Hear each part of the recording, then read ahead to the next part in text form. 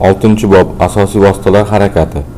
Mazkur bobda asosiy vositalar harakati chiqib ketgan, kelib tushgan, hisobdan chiqarilgan hamda yangi ishga tushirilgan asosiy vositalar to'g'risidagi ma'lumotlar aks ettiriladi.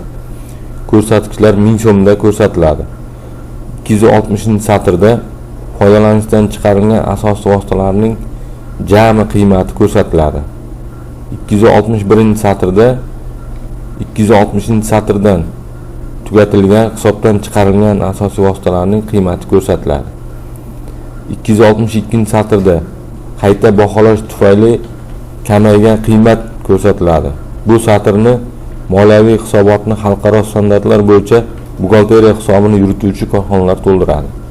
263-satrda 261-satrdan tugatilgan hisobdan chiqarilgan asosiy vositalarning eskirishi ko'rsatiladi.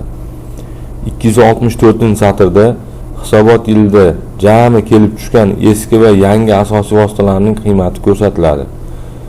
265-satrda 264-satrdan yangi ishga tushirilgan, foydalanishga topshirilgan yangi asosiy vositalar ajratib ko'rsatiladi va bu summa 10-bob 30.11 dan 31.01 gacha bo'lgan satrlarda ham ko'rsatiladi.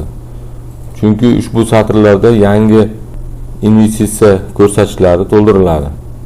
Yoki yangi investitsiya ko'rsatkichlari 30.11 da ko'rsatilgan bo'lsa, ushbu summa 265-satrda ko'rsatilishi kerak. Chunki bu yerda yangi ishga tushirilgan va foydalanishga topshirilgan asosiy vositalar ko'rsatiladi.